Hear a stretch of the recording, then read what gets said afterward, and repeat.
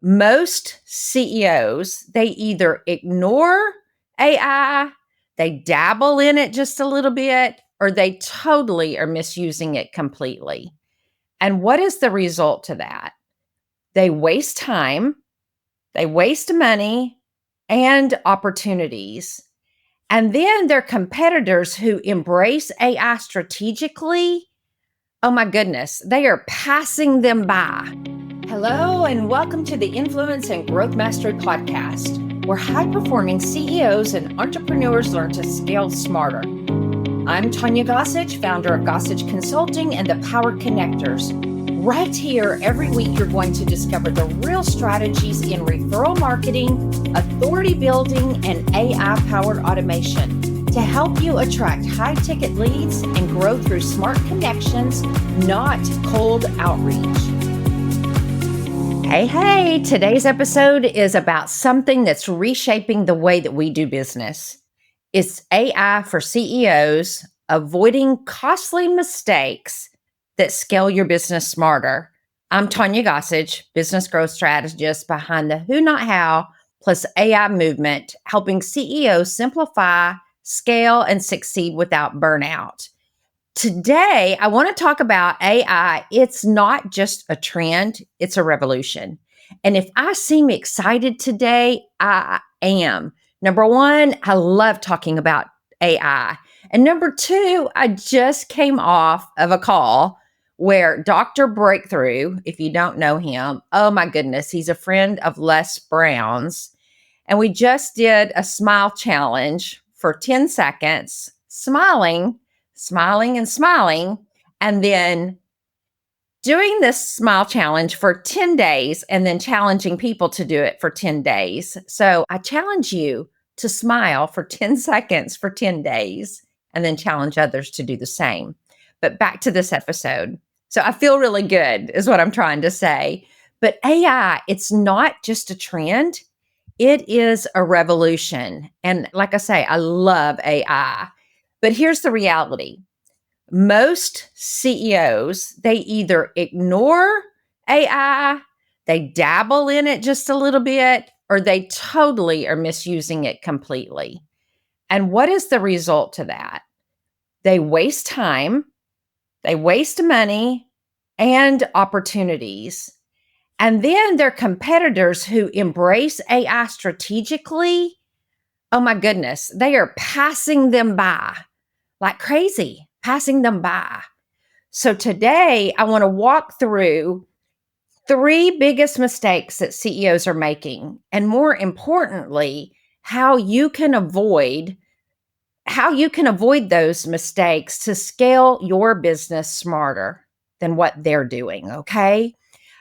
I can't tell you how many CEOs I've talked to who have, downloaded AI tools. They've tried them once, maybe twice, maybe even a few more times than that. And they're getting what I would call generic results. And then they decide AI doesn't work. Or they say, you've heard this, the algorithms don't like me. It's crazy, right? But here's what really happened.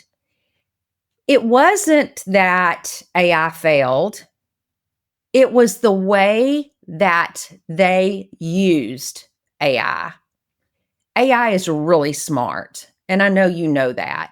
But when I started using AI intentionally, treating it as a team member, treating it like a virtual assistant, giving it specific roles, personas per se, and deploying it in the right areas of my business, everything, and I mean everything shifted.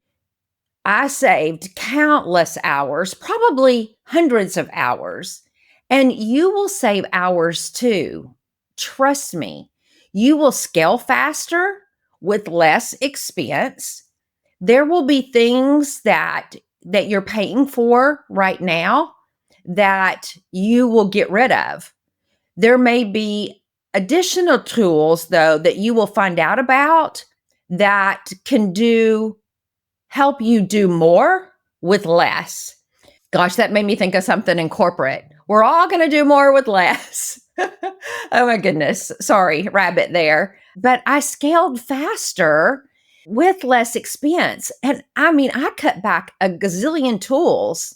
Yes, I bought a few more AI tools, but the tools that I bought didn't cost me near as much as what I got rid of. I can promise you that. And I'll tell you that I have more room to lead and work on revenue producing activities than I've ever had before. So, more room to lead, more room to innovate, and much more room to grow. That's the difference that I want each and every one of you to experience as well. So, let's go ahead and get into these three biggest AI mistakes that CEOs make. Mistake number one, treating AI like a shortcut instead of a teammate. Too many CEOs, started to say CFOs, probably them too, but too many CEOs see AI as a shortcut, a way to cut extreme corners. They use it to spit out content quickly or to give them surface level answers. And then what happens? You're right. You get service level results. But AI, it's not about the shortcuts. It's about capacity. It's the teammate that I said this last week. It's the teammate that never gets tired. It's the teammate that never takes a day off. It can expand your reach in ways that a single person could never, ever reach. I get more done in a week in what I do in my business using artificial intelligence. My team gets more done than what they could do using artificial intelligence than a team probably of 7 people. It's no joke. So here's the shift. Use AI to augment your genius, not to replace it. I believe somebody said this a couple of weeks ago, and I full heartedly believe it. AI makes us more creative because the way that we use AI, we have to be creative in the way that we use it, getting certain output out. And I had another thought, but I'll say that here in just a minute. So instead of saying, write me a blog on leadership, I write a lot of blogs and or articles, but instead of saying, write me a blog on leadership, you would say, act as a leadership consultant with 20 years experience, create me a blog post for CEOs on leading through bottlenecks with case studies and actionable steps. What is the difference between those two? Do you think the output of those two prompts are going to give you different results? Absolutely, it is. One is going to give you fluff. The other is going to give you authority level thought leadership content in no time, if not seconds, minutes. How long would it take you to write that blog yourself as a human? How long? If we were on Zoom, I would say put it in the chat. But an hour, 3 hours a day, it would take you much longer than it would if you were using artificial intelligence. And so CEOs who use AI as a shortcut, you get lost in the noise. CEOs who use it as a teammate, you are going to scale much smarter. And I'll add much faster. Mistake number 2, use AI without clear instructions. That's the second mistake. Here's the truth. This is what I was going to say a while ago. Garbage in equals garbage out. If you're vague, you're going to get vague back. You're going to get generic content back. But if you tell it, to be a persona of someone maybe that you're not, you're going to get deeper content. You're going to get more fullness in what it is that you're going to get out of it. Does that make sense? So AI performs at the level of your direction. If I told it to act with 1 year experience, and then I told it to act with 20 years experience, do you think those two pieces of content would be different? Absolutely, it would. So think of it like managing an employee. If you don't give an employee clear instructions, they can't deliver their best work. So sometimes when I'm sharing with people, whether it be a family member, a grandchild, for example, my 13-year-old grandchild, if I don't give clear instructions about pick up your clothes, make your bed, fold those blankets, do the laundry, whatever that might be, then I don't get good results back. Or if I send off an email with do this, this, this, and this, but don't give the instructions of what I really want out of it, I'm not going to get what I'm expecting back as to what I'm thinking, because if I just outline it, their perspective and what they read into it and my perspective of what I want out of it are not the same. So the shift, become a prompt leader, not just a user of it. So here's some examples of prompts that work. So act as a sales coach for service-based entrepreneurs. Draft a 5-step follow-up email sequence to close warm leads in under 30 days. That's a prompt that works. Act as a sales coach for service-based entrepreneurs, and then draft a 5-step follow-up email sequence to get this result. Close warm leads in 30 days. That's what I want out of it. Here's another one. You are a CMO, Chief Marketing Officer, with expertise in AI marketing. Build a LinkedIn content calendar for a CEO to establish authority in AI-powered business growth. Very well explained. I know exactly what I'm going to get out of it and exactly what it's going to do. Here's another one. Play the role of an HR consultant. Create a delegation plan for a CEO who is stuck in daily operations, including which task to assign to a virtual assistant, a contractor, and AI. Very clear. It knows exactly what to do and what output to give me. When you give AI the roles, the context, and the standards, it's going to deliver expert level results. And CEOs who master the art of giving clear instructions are going to unlock outputs equal to hiring 20-year professionals. And guess what? You are not going to have the payroll that companies, corporations have that have people that do this. You're going to be paying $20 a month for the pro account or $60 a month for Teams account, like I pay for my Teams account because I have 3 people on it. Look at the cost savings that you can get if you master these prompts. Here's mistake number 3, ignoring AI in a high ROI area. Most CEOs only use artificial intelligence for content ideas or chat replies. It's time. It's time we move beyond that in our businesses. It's great for social media. I use it for social media. I used to remove all the emojis, the long dashes, and all of that.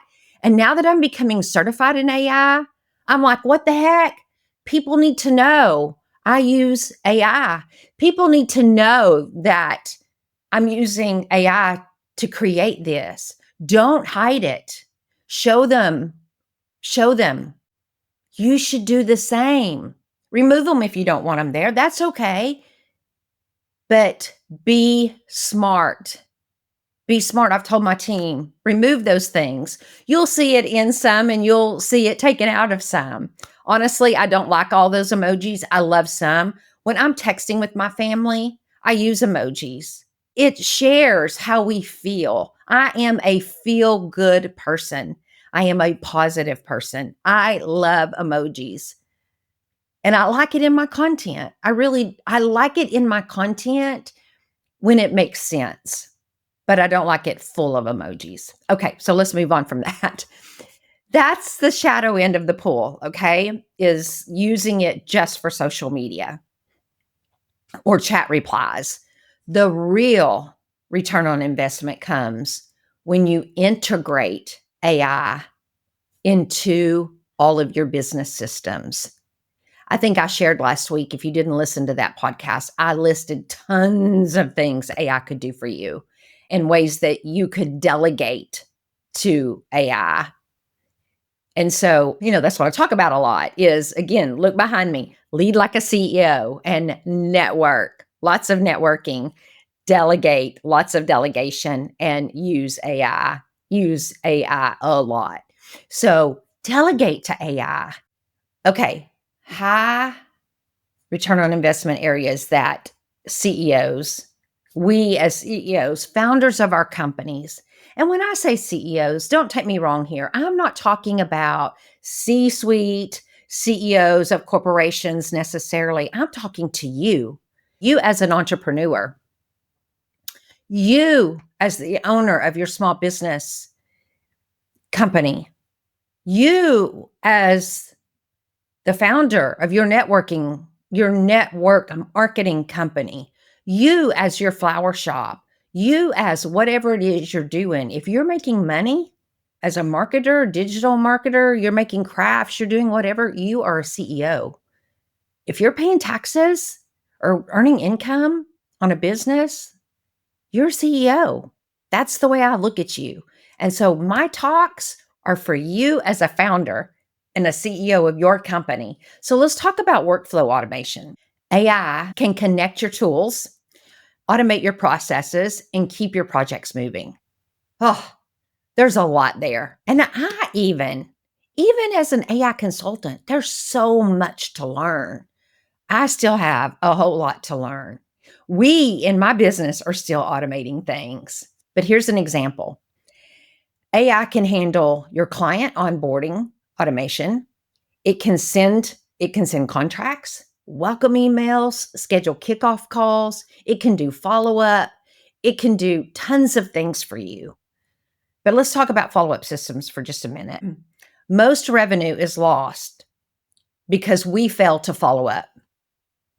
When follow-up falls through the cracks, our money falls through the cracks. We have to follow up.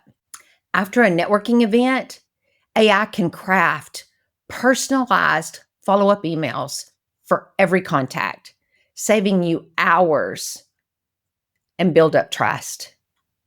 Got to follow up. Delegation support. AI can document your SOPs, create onboarding materials, and make sure that your human team has clarity. Let me tell you something about SOPs.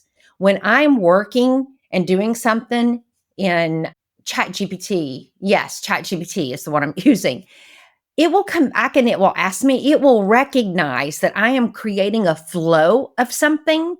And at the end, it will ask me, do you want me to turn this into an SOP so that you can give it to your VA? That's what it says to me.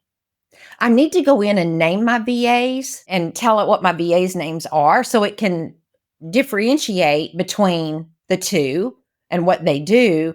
So it can say, do you want me to create you an SOP for Charlene? Do you want me to create an SOP for ZZ?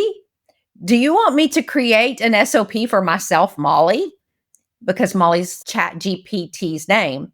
And so honestly, it will do that for you. And when I tell it yes to create that SOP, then we have that already done for us. We do not have to go in and create that SOP. It was done, bing, right there, done for us. And so when you speak instructions, AI turns that into a polished SOP, turns that into a procedure ready to hand off to your virtual assistant so that the next time that's done, and they forget how to do it, they can go pull that SOP and do it from there. Or if I hire another SOP, there it is. It's ready to go. And so let's talk about strategic planning for a minute. AI can analyze data. It can spot patterns and model growth scenarios. Can do that for you. Do you know how long it takes? I remember digging through data after data after data when I worked at the bank. OMG, hours. What I would give to be able to use the tools that I have today back when I was doing some of the things in the corporate world. AI can review your quarterly numbers, produce insights on where to cut cost, invest more, launch new offers. I just gave some people, some that I coach, some in a group, I gave them a business strategy prompt that will create a plan. It will create a big plan, and then they work on it every single day. They go and they tell ChatGPT what they did today and how that impacts their daily numbers. But it's how to create for your business. Like I say, it's a business strategy to make $1 million in 12 months. And so it creates this plan for you. And then every day you go update the chat to tell it what you've done so that it can update your plan. But it will break it down into months, weeks, and even days for you. And so it will do all this stuff for you. Is that not amazing? So this is where the CEO actually gains exponential leverage in the business. It doesn't just save you time. It creates entirely new growth opportunities for you. Creates new growth opportunities for you so that you can go beyond wearing all of the hats that you've been wearing before and let AI as a team member or a virtual assistant or your virtual assistant do the things for you. The CEOs that I've worked with who have stopped making these mistakes, these 3 mistakes that I just covered, have seen dramatic shifts in their business. Dramatic. Some save 10 hours a week. Some have saved more. Some have saved less. Some are trying to implement AI even more so that they can get more return on their business or in their business. Consistent authority building content is what you want to get out of it. These are some of the things that people are seeing once they start using it is hours saved, consistent authority building, more referrals that they're closing because they've put in follow-up. They've automated that. Another one is greater freedom to focus on revenue producing activities. That's such a relief to be able to do that. I got a text this morning.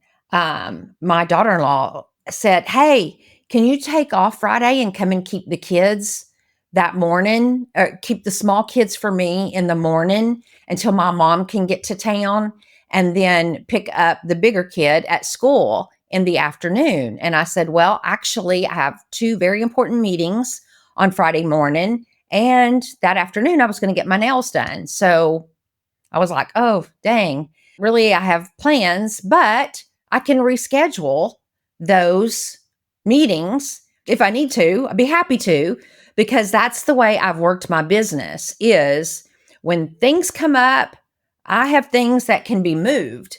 And so greater freedom to work on not just revenue producing activities, but other things. And so that's what happens when you stop dabbling in things and you start letting artificial intelligence lead your business, and you have virtual assistants that can do the things for you. Your business doesn't stop just because you decide you're going to go get your nails done in the middle of the day, or you're going to keep grandkids. I'm keeping grandkids for 2 weeks in September. And guess what? My business will keep on running. Hallelujah to that. So if you want to see where AI can take the biggest load off your plate, you need to take a look at the CEO bottleneck audit worksheet and go through and outline the things that you can delegate, or you can delete, or you can automate. You'll find that link in the show notes. Remember, AI is not replacing you. It could replace some of you, but look at it as it's not going to replace you. It's going to expand you. It's giving you more creativity. And for some of you, if you don't jump on the bandwagon, there will be people who do that could take your job. Now, that is a reality. But for those that look at it in the right way, AI does give us more creativity. I have more creativity than I've ever had. It is amazing at the things that I think of now. Oh my gosh, I would love to do that. And then I'm like, oh, I can do that because I have AI.